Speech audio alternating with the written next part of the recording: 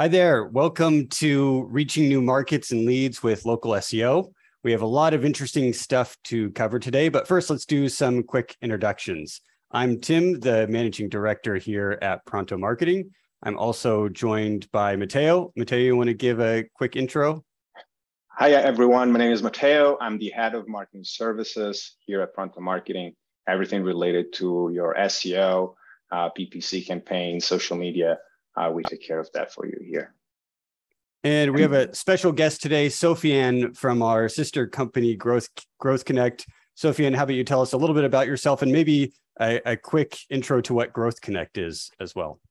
Yes, absolutely. So I am Sofiane from Growth Connect. So I am a marketing strategist and fractional CMO. That means that I help companies come up with either new marketing plans or improve their existing marketing strategy, especially the online strategy, so they can capture more growth online. And generally speaking, what we do at Growth Connect is that we provide a fractional CMO service to businesses who don't yet have the critical size to hire a full-time CMO. And we help them build up their marketing organization and marketing system from the inside out. Great. Thank you so much for joining us today. Pleasure. Before we go any further, I just want to mention that we do have a special offer at the end. We're covering quite a few somewhat complicated topics today. So if you feel a bit overwhelmed about everything we're mentioning, we do have an offer at the end that allows us to come in and help you and gives you a special deal at the same time. So make sure you stick around for that at the end of the video.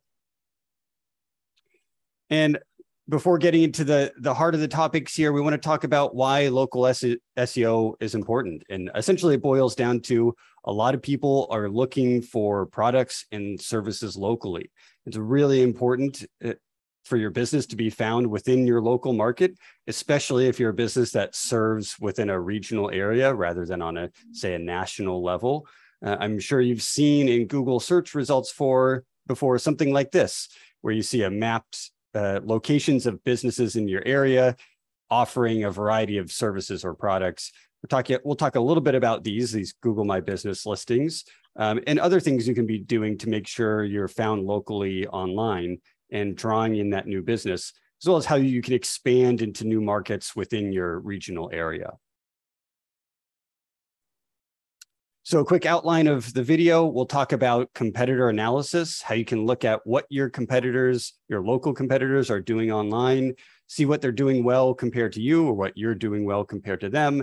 It's really helpful in making decisions about where to invest your marketing efforts and your time and money, all those sorts of things. We'll also go into specific things you should be doing to help grow into multiple markets within your region. Including Google My Business listings, which as I just mentioned, are these things here that allow you to show up in the mapped search results in Google. Talk about location pages, which are pages on your site that target specific keywords of what you offer, plus a specific local area that you're trying to target. And we'll talk about what digital marketing activities you should be doing to promote your services and products in your website to bring in those visitors and bring in that new business.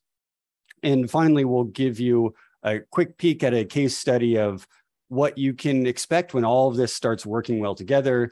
You can see the kind of results that we've had with one of our clients working on these sorts of things. And with that, I'll pass it over to Matteo to start talking about the competitor analysis. All right, so let's jump right next to the next slide. And what is really an online competitor analysis? So whether your business is really just starting out or you're searching for ways to strengthen your online presence, competitor analysis is a must-have activity you can really not ignore. Competitor analysis are great ways to really see who you're up against and learn what drives their success online in your industry and in your local area. So since Google is the primary traffic source for most businesses that have an online presence, you should, to the very least, run your analysis across three main Google platforms: Google Maps, Google Organic Search, and Google Ads. So doing so will bring up to the surface the names of your strongest online competitors their online strategies on each of these platforms and will inform you as to what is driving their success so that you can replicate it with your own business and your own website and profiles online.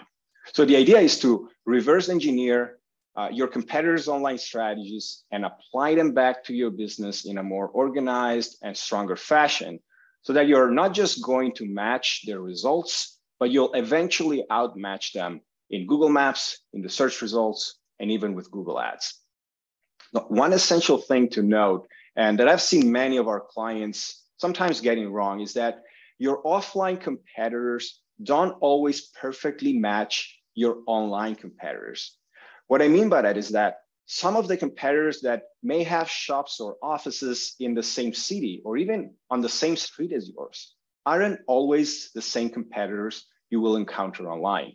Some of those real life competitors may not even have a website, or they may have a very old looking website that doesn't really do anything for them. So they may have a strong real life presence, but they're not competing with you online. So just beware of that. Even if you think you know who your competitors are, we strongly suggest you run a competitor analysis to truly understand which websites and businesses dominate your local area online. Yeah, I think that's a really good point. I've seen that same thing. Sometimes our clients will say their competitors are whoever they're matching up against in the sales process. They might be talking to a potential customer and that customer mentions, oh, I'm also talking to this business, but that doesn't necessarily make that other business an online competitor. They're still a competitor, but they might not be targeting the same keywords as you or running the same ad campaign as you or things like that, where that's what this online competitor analysis is going after. One other thing I forgot to mention before I handed it over to Matteo is that even though a lot of the things we'll be talking about today are geared around expanding into multiple locations within your region, a lot of these things can still be used for anyone who's just a single location business or just has a single office and operates in a fairly large area. Things like competitor analysis and building a great presence for your business work for everybody, whether you're trying to expand into new markets or not. So Matteo, go ahead. Sorry for interrupting that. No worries. And actually, this is a good segue to this slide. Why is doing a compare analysis important when selecting new markets? Well, you don't have to select a new market to do a comparative analysis, just like Tim said. But in case you are entering a new market, you want to do a comparative analysis. Obviously, we are not suggesting you not to enter a certain local market just because the competition is strong and fierce. We all know competition is a good indicator that there is demand for a service or a product. But if you are planning on using your website or your online profiles to increase awareness and generate demand for your business, then it's crucial that you know what local competitors are doing so that you can apply the same strategies they're using back into your business, just like I said before, on your website, on your Google profiles, and stuff like that, to compete for the same visibility that they have. So entering new markets without really having a clue of who is already in that market is sort of a bit dangerous, especially when you're trying to get visibility online. So we suggest starting with a competitor analysis for sure. And so the first step on conducting a competitor analysis is by looking at the first platform that we suggest all our clients considering stepping into a new market, and that is Google Maps. You should first really start by identifying your Google Maps competitors by simply performing a search for the service or the product you offer while you're located in or nearby your office. And the reason you want to do that is because really you want to find out who the competitor or all your competitors around or close by your office. Obviously, those are the ones that you're going to be competing with online. If Google thinks that the search calls for a local business information, they will show up a Google map along with the top 3 map results, also known as the map pack, just like Tim showed at the beginning of this video. The companies listed on the map will be a good indicator of your local competition. Now that you have tracked down your Google Map competitors, you can dive in and see what they're doing with their Google My Business listing. So you want to start by looking at their primary categories. Which one are they using? Is it the same as yours? If not, why not? And potentially you want to consider changing it. Do they use GMB posts? Google My Business posts are great ways to communicate directly with your customers. They also help your listing look alive, active, and more engaging overall, which means more calls and visits to either your website, to your listing. Do they make use of question and answers? The Q&A feature encourages prospects to ask about businesses they're interested in. And it's imperative that you stay really on top of this. So if a customer writes a question, make sure to write an official answer below that question. And lastly, reviews. Do they have reviews? Reviews are another important ranking factor for Google. The more highly rated reviews, the better. So to get an idea of how many reviews you should aim for, check out your competition listings to see how many reviews they have. You can draw an average of the top 3, top 5 results, and that should give you an idea of how many reviews you should be collecting before starting to appear in one of those top spots in Google Maps. And so once you're done with this, it's time to move on to the second Google platform, which is Google Search. And I'll pass it over to Sofian. Yeah. Okay, so to give you a bit of background of what we're going to discuss now, first, I want to give you a bit of a disclaimer. What I'm going to show you is work that you would normally expect from an SEO specialist. So we kind of want to show you what happens behind the scenes. But if you're not SEO specialist, or if you're not too familiar with SEO terms, or some things seem a bit too technical for you, do not worry. But at least we want you to understand part of the work that is performed by these professionals. So to give you the bigger picture, when you have a website, when you own a website, you have some free tools that allow you to collect data and insights, such as the number of visitors on the pages, the traffic, your SEO for your own website. And it's normal because you own it, so you have access to this data. So such tools are Google Analytics, for example, or Google Search Console. And those tools are available to the owners of the website. But now what we want to do is we want to see what's happening with the competition. And obviously, we don't necessarily have access to those data because we do not own those websites, so we do not have access to those confidential information.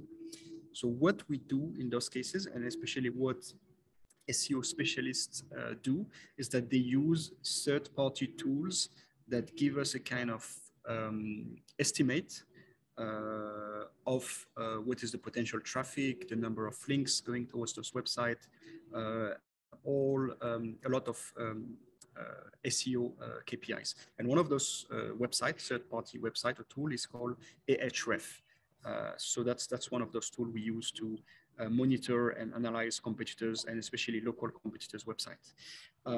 So if we open an Ahref page, for example, let's say that I'm in the business of personal injury. I'm a personal injury lawyer, and I'm targeting the Raleigh location in the US.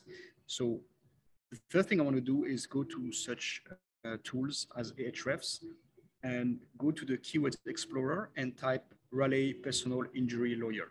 The first thing I want to do before even going into the competition, the list of competitors, is see how competitive this keyword is. How difficult is it going to be for me to rank and to gain position, to be positioned on Google on this keyword plus specific location. So it's always a combination of keyword, which is usually the service that I'm offering, plus specific location I'm targeting.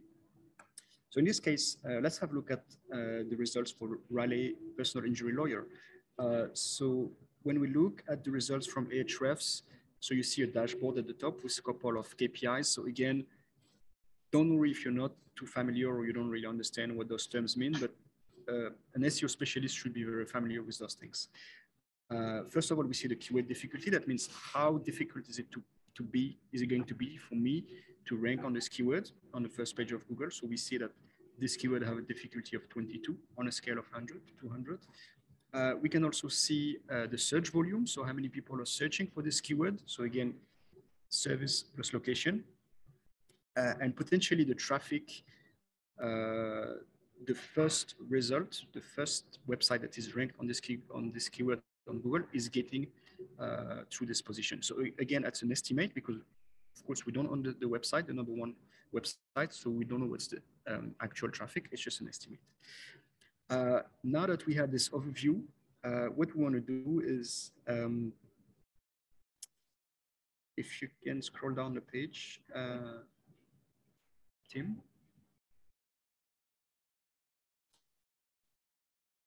A bit more. Yeah, there you go. So once I had an overview on the keyword, what I want to do is, who do I find on the first results on Google once I type this keyword?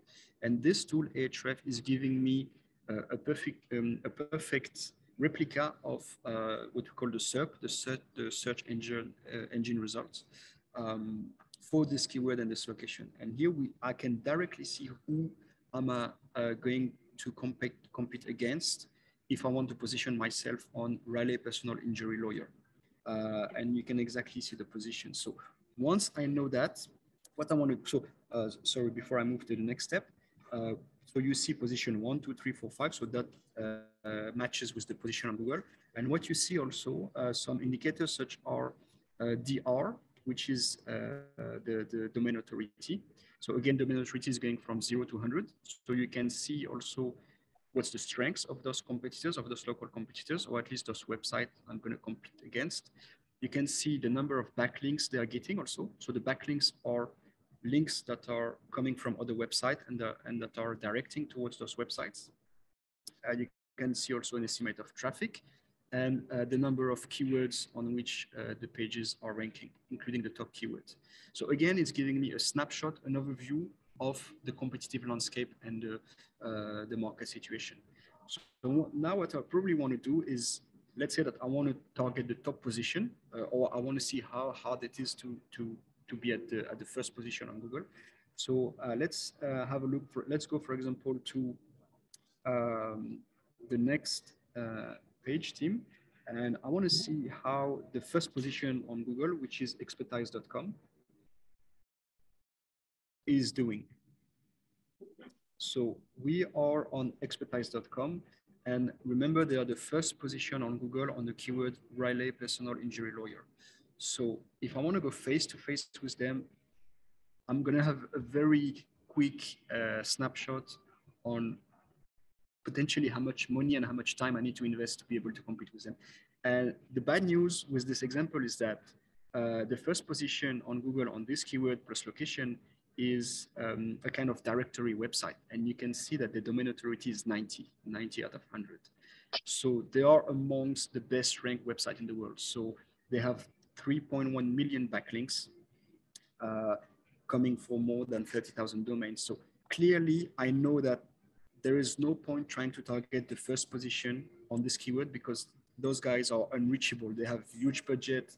They have a huge online footprint. So I'd rather not spend too much time trying to compete with this competitor, but maybe I will lower my expectations or my ambitions and probably have a look at, let's say, the 3rd or 5th position on Google. And what I want to do also is, as I said, this is a directory website. What I want to do is rather try to compete with people who are exactly my peers. So that means attorney law firms websites. So let's have a look at another example, Tim. Maybe Whiteley or Whiteley law firm. We have Martin Jones ready here. Yeah, perfect. Yeah. So Martin and Jones is a peer, is a competitor. They are also positioned on Riley personal injury. They even have a page for this service. And I can see that very quickly, I go back from the domain authority of 90 for expertise.com to 33. 33 is much more reachable for me if I want to compete with them. They have less backlinks, even though they have a couple hundred backlinks and referring domains. So that's something that is more achievable for me to compete with. You guys want to add anything on those elements? No, I think you covered quite a bit there. Like you said before, You might not be familiar with all these numbers here, but we're very familiar with them, and any SEO specialist that you work with should be familiar with them too. It does take a little sort of sifting through things to get an idea of what is achievable for you, and maybe running your own site through a tool like this to see what your things like your domain rating or how many backlinks you have, where you stand today. And you can say, okay, well, I need a few hundred links to match up with them. Then you have an idea of what it's going to take to at least get on par with them. Yeah, absolutely. So again, so looking at what you're showing on the screen now, it's taking the 10 first results on Google on the service plus location keyword, and really separating the direct competitors from the non-relevant website. And once I've done that and I've studied their SEO profile, and I have a kind of idea of how many efforts I need to engage to compete with them, the next thing I want to do is run a content gap analysis. And how do I run a content gap analysis? That's very simple, and that's something that's free and that everyone can do. You don't need to own any specific SEO tool. You don't need really to have access to SEO experts. What I'm going to do again is open one of the websites of the competitors that I found on this first page. Yeah, you can go ahead, Tim, and open. Yeah, so that's Martin and Jones. So we know that they are positioned on the first page of Google for Raleigh personal injury. We know that they are our competitors. We know their SEO profile.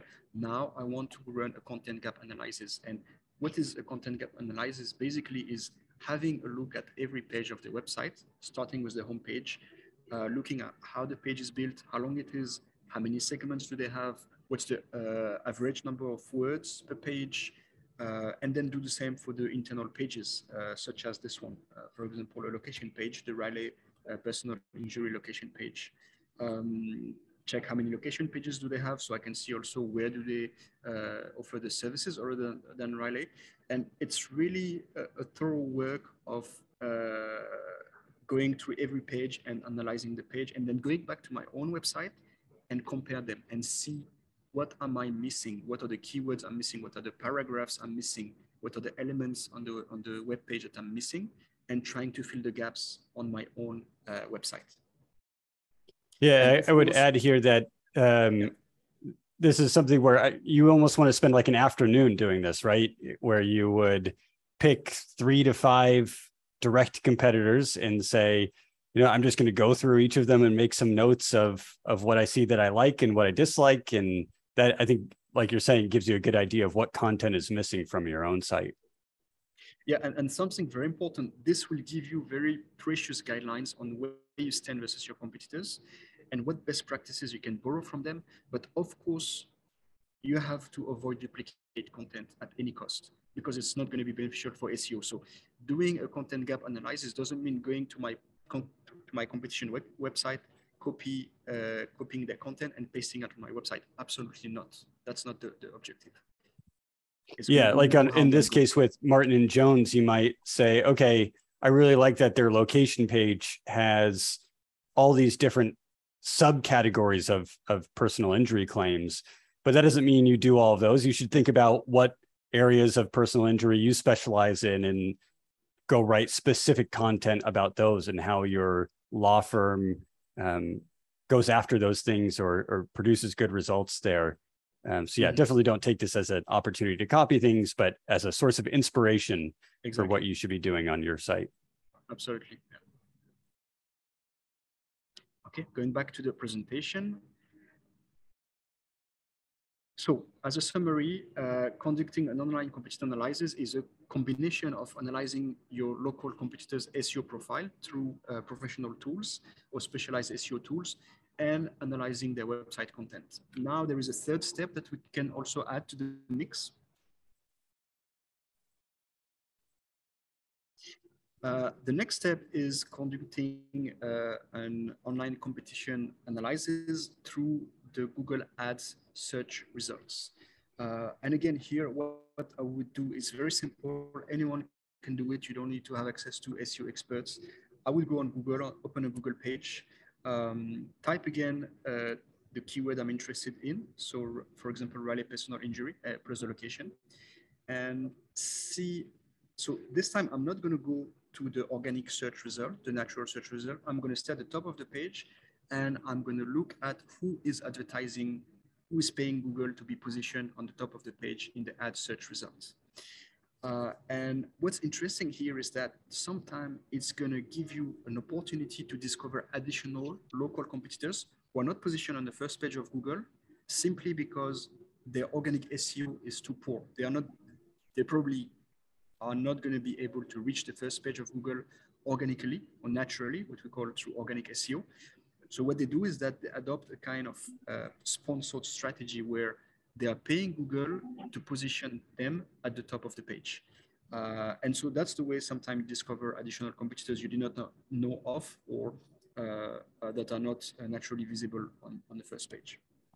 And similarly, as what we did on the previous slide, you can either study this new website of a competitor you found, or if it's a competitor that you already studied because it was in the organic result, this is a great opportunity to have a look at their ad copy or landing page and see again how what kind of content. So for example, Timia, if you click on any of the ads, you probably land on what we call a landing page that is designed usually specially to redirect people from the ads. And again, you can have a look at how they build their landing page and what are the things that they are trying to put forward to attract new clients and new leads. A bit of a warning, however, if you can go back to the ad search result, Tim.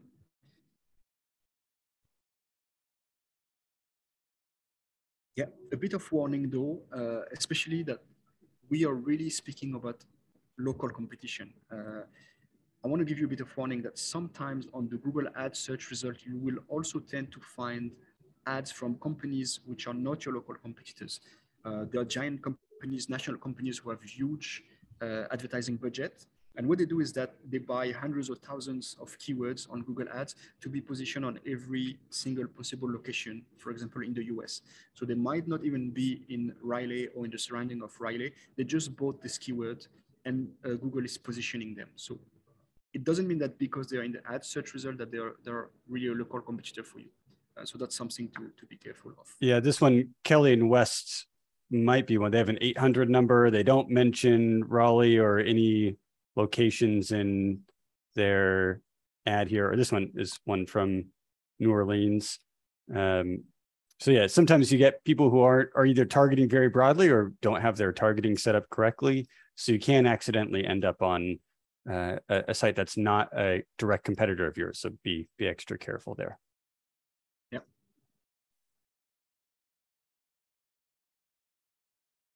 Okay, anything else on this slide, Sofiane?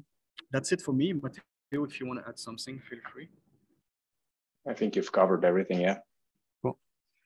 So yeah, next we'll get into the things you need to be doing to rank organically for multiple markets with local SEO.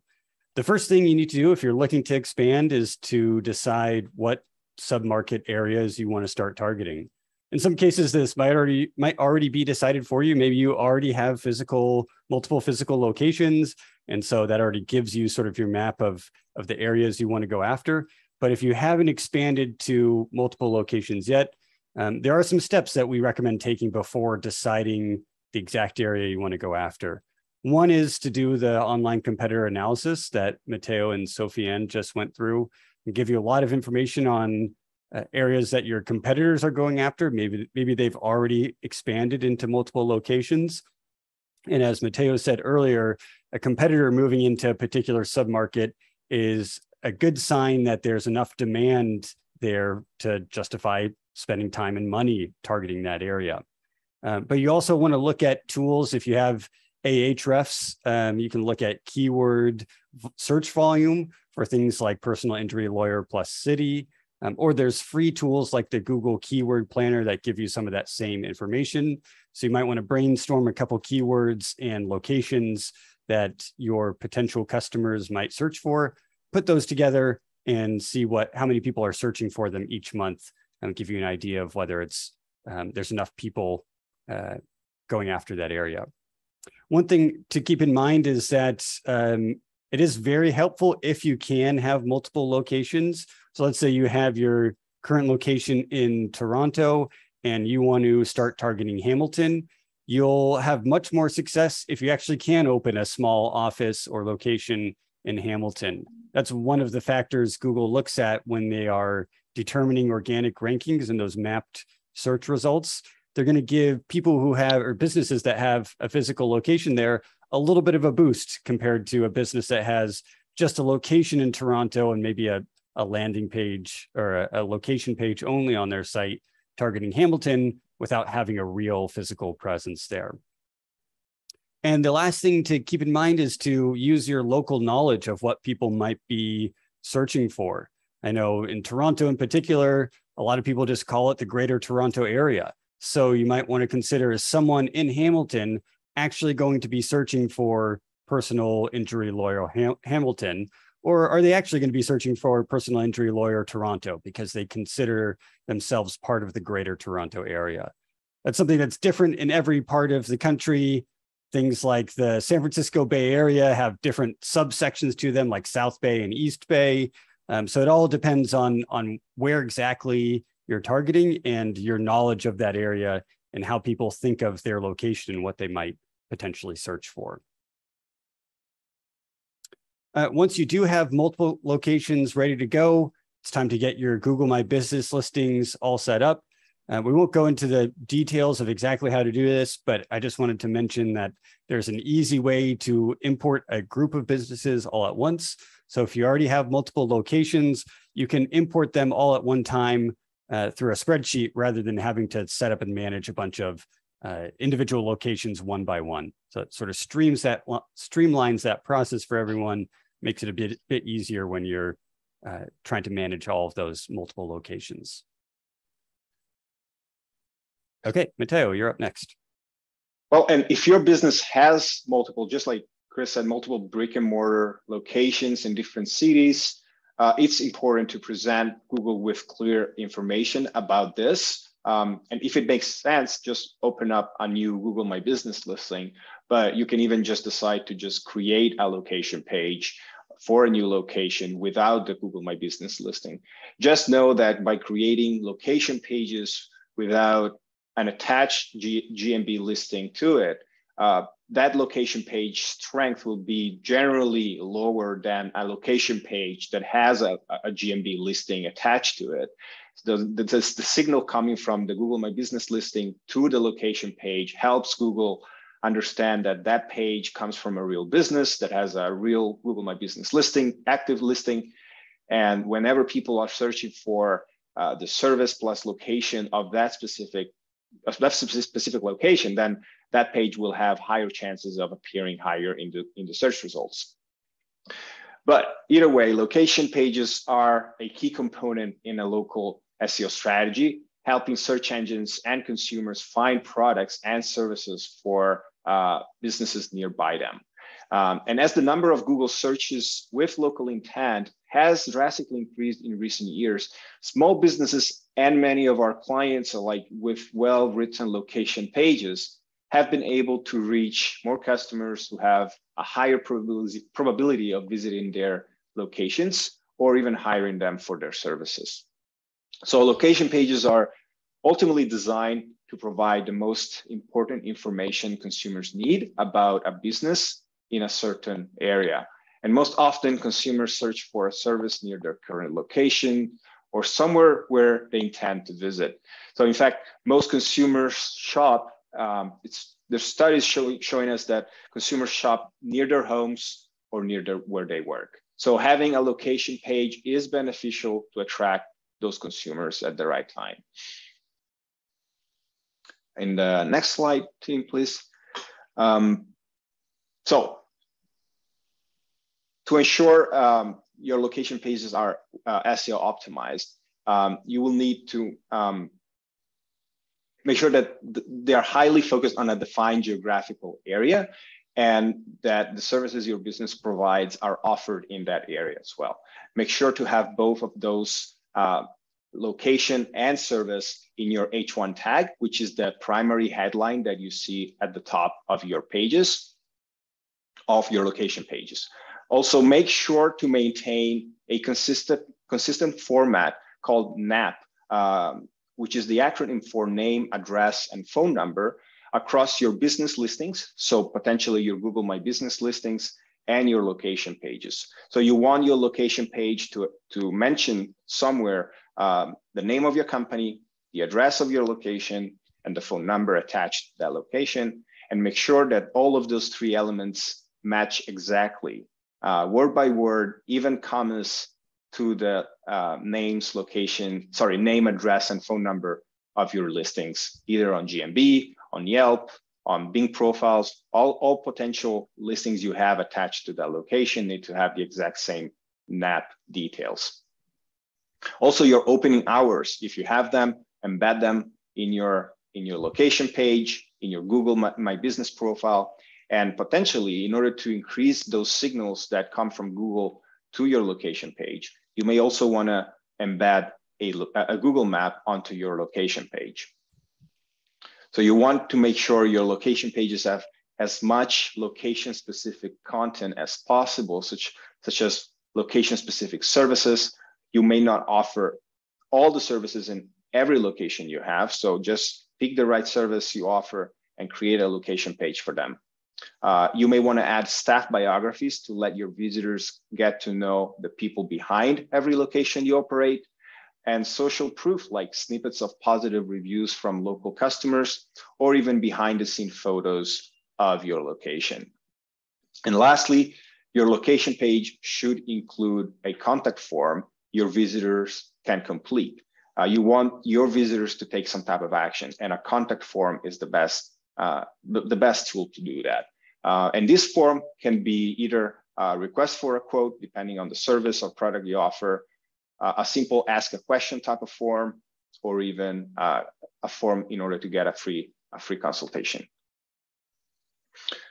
And lastly, your CTAs. Your CTAs are generally buttons on the page that push people to take some type of action. And those CTAs in your location pages are highly dependent on the type of form that you decide to use. So whether that's an ask a question type of form, a request a quote, or a consultation form, well, your CTA, your call to action, will be in line with what form you have decided to use on that page.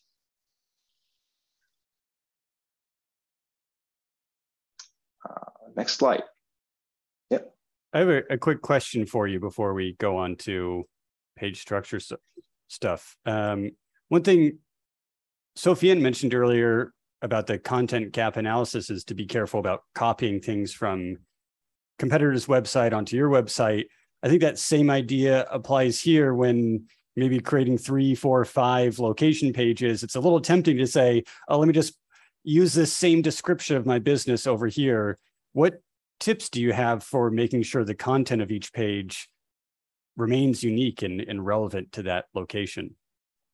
Yeah, that's a very good question. And it's something that we continuously try to explain to our clients as well.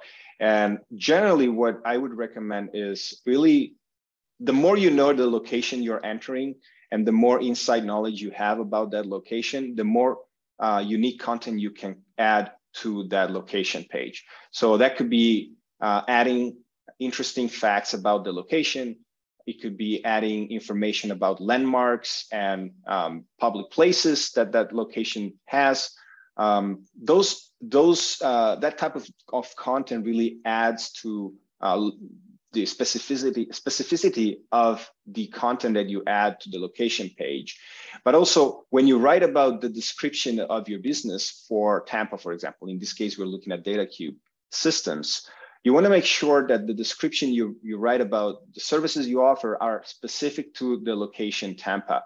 And so if you have served already clients in Tampa, you may want to talk about those clients. You may want to tell your visitors, your audience, about how you have helped those clients in Tampa achieve their goals, and really make sure that whatever you're writing is Tampa related and nothing else. There should be very little duplicate content among different location pages. Otherwise, Google will start understanding that the content is simply just a duplicate, and the only thing changing is the name of the location and nothing else. And you will eventually start seeing your ranking deteriorate and the traffic deteriorate with it, because Google will eventually understand that all that content is being copied over from page to page. So really make sure all the content you have, as much as possible of it, is unique. Yeah, we've definitely seen some examples of sites where they'll take a page like this and just find and replace Tampa Bay with Orlando and keep everything else the same. And in the long run, that comes back to hurt them if they're not putting the effort into to make it unique each time. Correct. Yeah. And just like to get a little bit more technical, but I'm not going to go through each one of this. Just know that there are 6 main SEO elements on each page, and location pages are not excluded from it, that you should really consider optimizing with your target keywords and location. So the 6 SEO elements are your URL, the URL structure, which should include your target keyword. In this case, it could be IT support Tampa. Your title tag, which is appearing in the search results when somebody is typing IT support Tampa, and potentially your site comes up on the first page. Your meta description, which is generally used to inform and interest users with short relevant summaries of what your location page is about. Then you have your H1, the main heading at the top of the page. You have your subheading, and then you have images. If all of these elements are optimized with your target keyword, which is again, service plus location or location plus service, then you should be on your way to have your location page optimized for that keyword. And really all you need now is making sure that the authority of that page grows over time.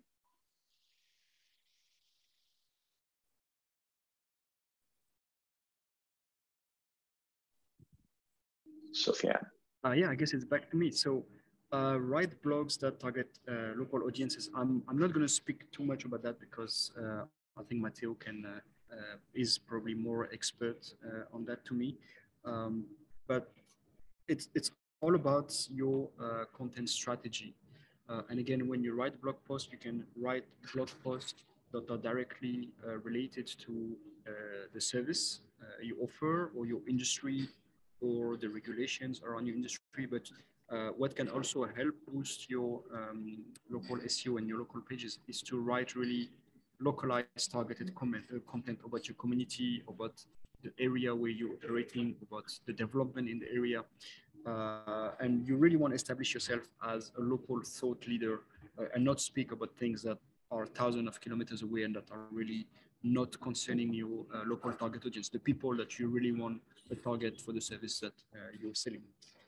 So it's mostly going to help bringing local traffic to your website. Yeah, team, I think we have an example of. Yeah, I think this sort of goes into what Matteo was just saying about writing relevant, unique content on location pages. It applies to blog articles as well. That you really want to show off your local knowledge, not only in just dropping names of cities, but anything specific you can give about your local area and what makes you special in providing services in that area, or what people in that area might be looking for something more specific than another region of the country. So the more you can emphasize your expert local knowledge, the more beneficial it'll be. And this specific blog post is dealing with Orange County in California. So it's really, we are really, the name is Mental Health Treatment in Orange County. So we really who are searching for the service in Orange County. We're not even talking about the state. We're not even talking about the country-wise. It's really a blog post targeting people around us and within Orange County. Matteo, would you like to add something? Yeah, you mentioned something about new regulations and stuff like that. So depending on in which industry you're operating in, I guess writing content, writing blog posts about new regulations that have been approved by the local government, for example, that could potentially affect your business or the way you run your business, or potentially your clients' businesses, you may also want to write about them if you have the knowledge to do so. And that can attract people who are interested in learning more about these new regulations and how they can potentially affect their own businesses. And by reading the content you have written, you establish yourself, as you said before, as a thought leader, as an authority, as a source of trusted information that they can rely on. And if they feel comfortable enough, they would potentially decide to reach out to you and ask for more information about that. And that's how you start getting more and more conversations with prospects through blogging. Yep. Moving on to the next slide. So as Matthew mentioned, ensure your location pages are SEO optimized, whether it's content or whether it's structure, but also ensure that your internal location pages are included in your link building campaign. So do not only build links or get links towards your homepage or your service pages. You also must include your location pages in your link building campaigns. It's very important to build links towards location pages if you want to boost their ranking. So again, looking at the big picture and how SEO works, external links, so that means links coming from an external website towards your website or pointing towards your website, contribute to your domain authority. And your domain authority contribute to your SEO and how your pages are ranking. So it does not do everything, but it's part of the SEO mix. I mean, the formula, the general formula is more complex than that.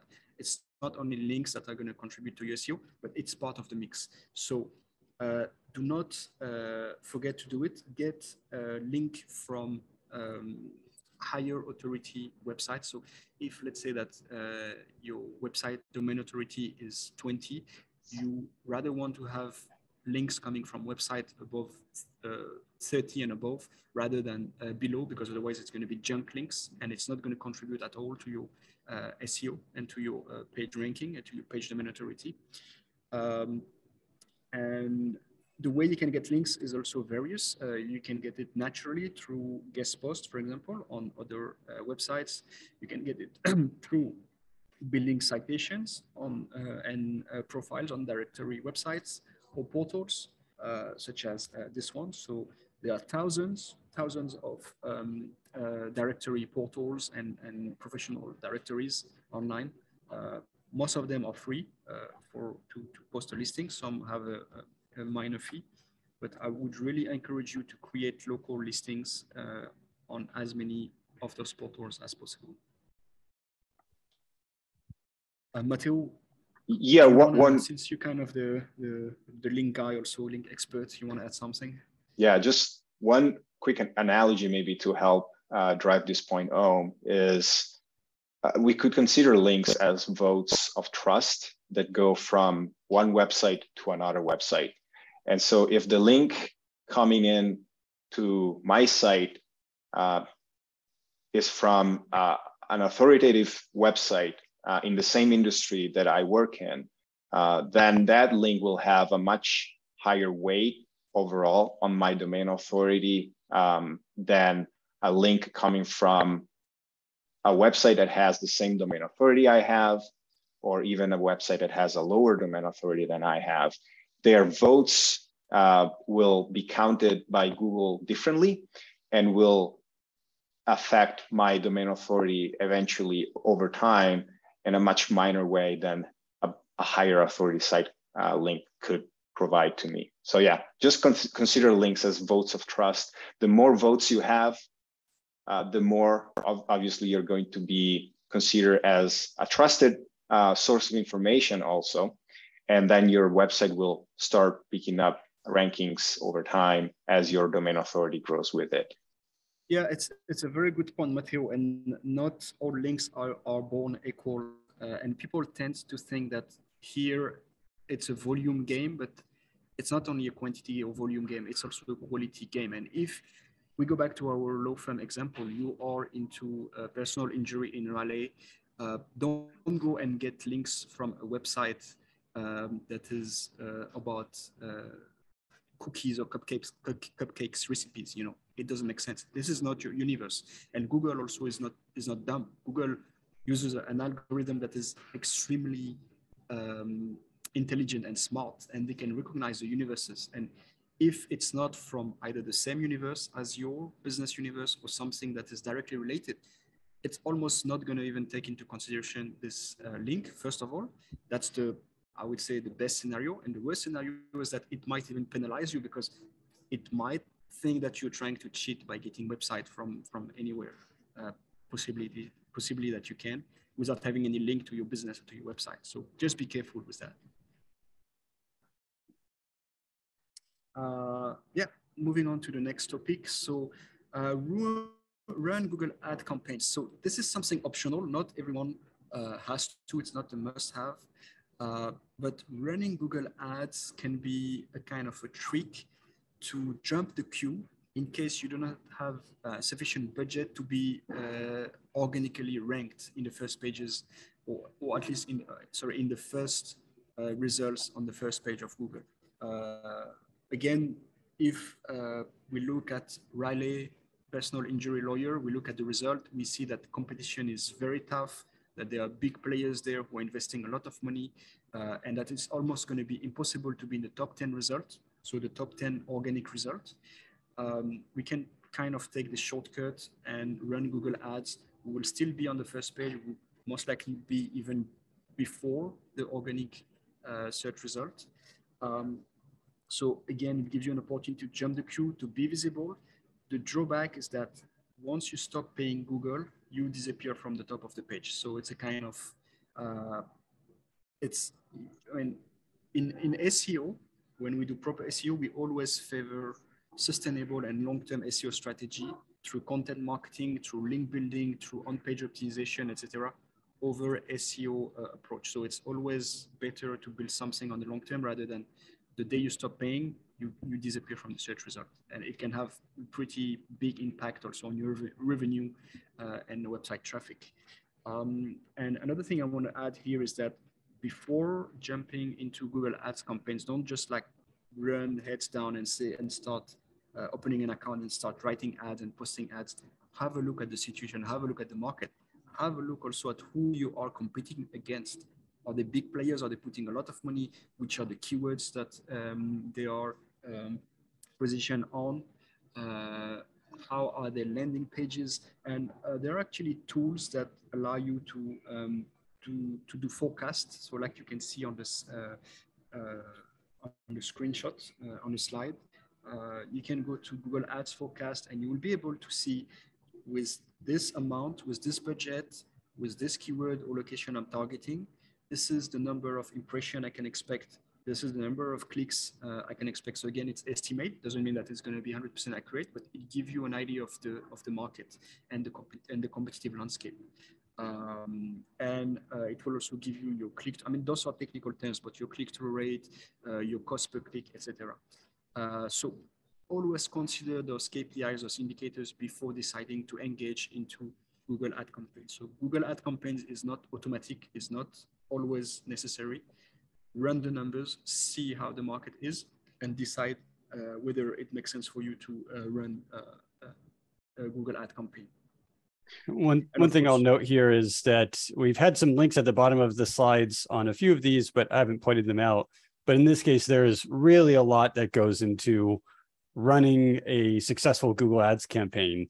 And we've done a webinar on that. It goes through a lot of the details of what it takes to do that initial research, do some planning, get started, and manage it throughout the lifetime of the campaign. You really can't do it justice in one slide. It takes a full hour. Yeah. If you really want to get great at Google Ads, it takes several months or even a couple of years to study and improve your processes. Yeah, it's a job on its own. You know, it's a Google Ad specialist is a job on its own. And I just want to add one last thing is that it's not about creating doing the research and the forecast analysis, creating your ads and launching your campaigns. You need to monitor them. You need to keep going back to your campaigns, optimize them, because of course it's a game of action reaction. You're going to enter the Google Ads landscape. Of course, your competitors are going to notice you. Maybe they're going to decide to put more money. Maybe they're going to decide to get positioned on the same keywords as you. So you always constantly have to go back to your ads, to your campaigns, see what's happening. Are the results increasing, decreasing, stable, and optimize your campaigns. Don't let just them run and click launch campaign and come back after 1 month. if I can just add another thing about Google Ads, we could potentially look at it not just as a way to jump the queue and get in front of all the organic search results and the map results, but it could also be a way of really dominating page one for a specific keyword. If you're already ranking in the maps and in the organic search results, you could potentially start bidding for that keyword in Google Ads and let your website appear at the very top, wherever the top 4 or 5 paid results are, in the organic search results, in the map pack. Like if somebody is searching for Raleigh personal injury lawyer and you appear in all 3 of those locations, your chances of being noticed are, I would say, much higher than if you only were present in either only in Google Maps or only in the organic search results. So yeah. And to give you a live case example, actually, it's funny because it's also in the legal industry. But one of my clients is an attorney law firm, and on specific keywords plus locations, they are positioned at the same time on Google Ads #1, Google My Business #1, and organic search result #1. So yeah, they really occupy as much footprint as possible against competition. And of course, it's driving much more traffic through this strategy. So there is a theory and there is a reality, and I can confirm that it really works in real.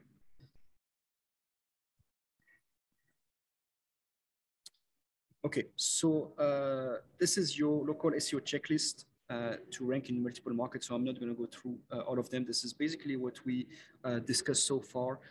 The key point I want to emphasize here is that boosting your local pages or rank your website for specific area is really a combination of all these points we just mentioned. You cannot just like choose only GMB or getting links or just working on ads and expect miracles. Or put all your budget on only one of those elements. It's really about being diverse, being consistent, and also being patient, because especially in SEO, results will not come overnight. So see it as a kind of formula, like a scientist. You need to find the right formula. How much weight do you put on each of those? How much money do you put on which of those? Sometimes you will find that you're getting more response through Google My Business and more leads through Google My Business. Sometimes it's ads, sometimes it's through the content that you're posting.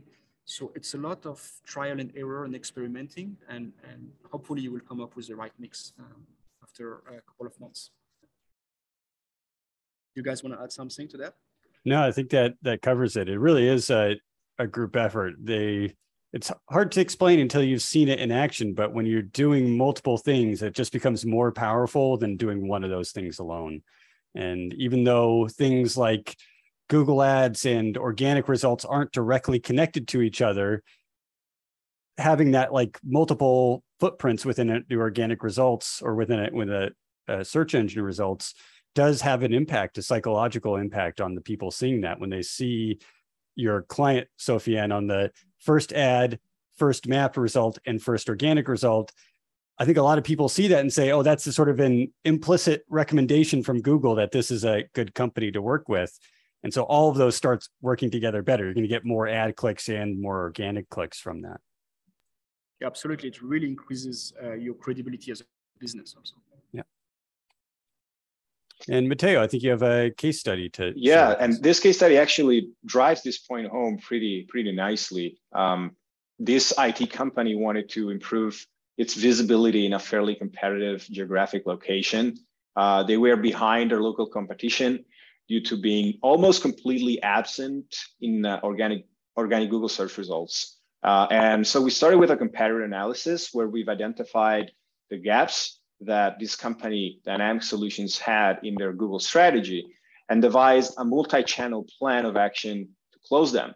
And we first built a location page. We started from that, which was still missing for their primary location. And we optimized it, just like we saw before, by making sure that all the SEO elements included their target keyword in the right places of the page.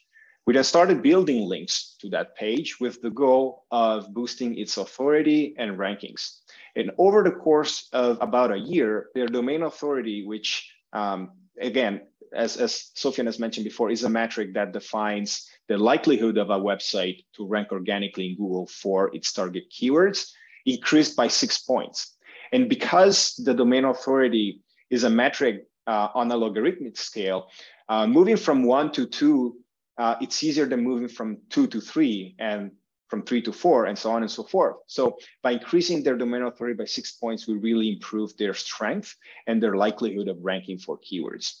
And alongside building links, we religiously performed ongoing keyword research to help us write and publish relevant articles on their blog. And these have helped them really earn even more organic keyword rankings and traffic. And to top it all off, we also managed their Google My Business listing on Google Maps. We extrapolated snippets of content from the article we published on their site and repurposed them on their GMB profile in the form of posts. We also added Q&As.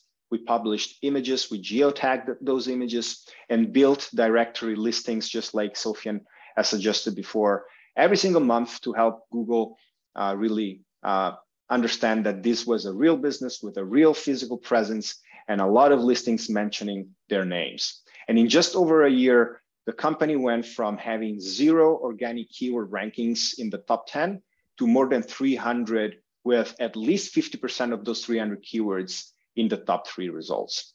And you can imagine, by being in the top 3 results, you're gonna get pretty much 60 or more % of the search traffic for each of those keywords. So the top 3 results for any given keyword generally get about 60% of the clicks. So it was really a great improvement on their end. Yeah, it fits really well with the idea of attacking from multiple angles and not just saying, oh, I'm only going after links to improve my domain authority. It's links plus blogging plus location pages plus GMB. All of that adds up to more together when you're doing it all at once. Yeah, the idea is really not to game the system, and the system in this case is Google, right? We really want to show Google that we are a real business, that we are promoting ourselves to be in the market, to stay in business for the next 20, 30, 40 years. We're not trying to gain visibility only today or next month, but we want to stay ahead of our competition for the longest possible. And so really, by making sure that we apply this multi-channel approach to our online presence, gives Google more of an idea of who we are and how serious we are in making sure our business gets seen, rather than just getting this quick shoots up in the rankings and then dropping back down if something changes in the algorithm, or Google really finds out we have tried to game the algorithm in a way or another. Right. So as I mentioned at the beginning, we have a special offer for you. Like I said, there's a lot that we covered today, and some of it got fairly technical and complicated. So if you feel like this isn't something you want to tackle alone, we're here and happy to help. We have our Google Essentials Audit, which covers a lot of the competitor research that we were talking about earlier. We're looking at how your business and your competitors are performing in Google My Business, in backlink, in domain authority, organic search traffic, what keywords are driving the most traffic, and Google Ads. All of that gets compiled into a report for you that helps you make decisions about what you should be doing for your marketing going forward. We usually charge a one-time fee of $200 for this, but if you sign up before the end of August using the promo code Google_audit_200, you'll receive this audit for free. So if this is something you're interested in learning more about how your business is performing online, or how your competitors are performing, and what you can be doing to gain that edge on them, this is the right place to start, and we're happy to help put you on that path. So feel free to head over to our website under the Google Essentials Audit Services and request a consultation there, and we'll get you started.